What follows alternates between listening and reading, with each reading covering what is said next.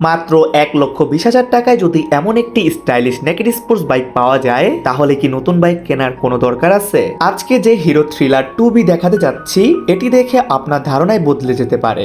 ভিডিওটি শেষ পর্যন্ত দেখুন, কারণ শেষে বলবো এই দামে বাইকটি কেনা উচিত নাকি একেবারেই নয়। আসসালামু আলাইকুম এভরিওয়ান, কি অবস্থা সবার? আজ আপনাদের জন্য নিয়ে এসেছি একটি দারুণ বাজেট নেকেড স্পোর্টস বাইক, মাত্র 1,20,000 টাকায় হিরো থ্রিলার 2V।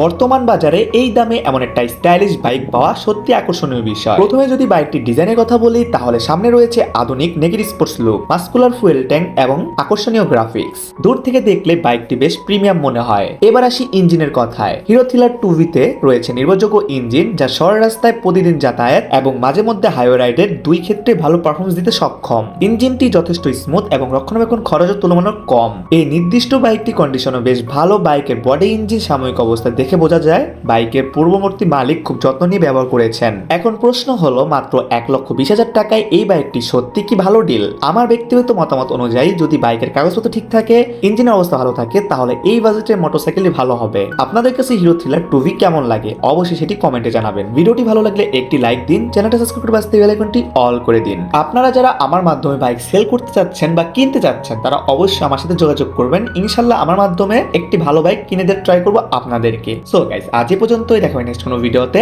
সেই পর্যন্ত ভালো থাকবেন, সুস্থ থাকবেন, চারিপাশে ভালো রাখবেন। আল্লাহ হাফেজ গাইস।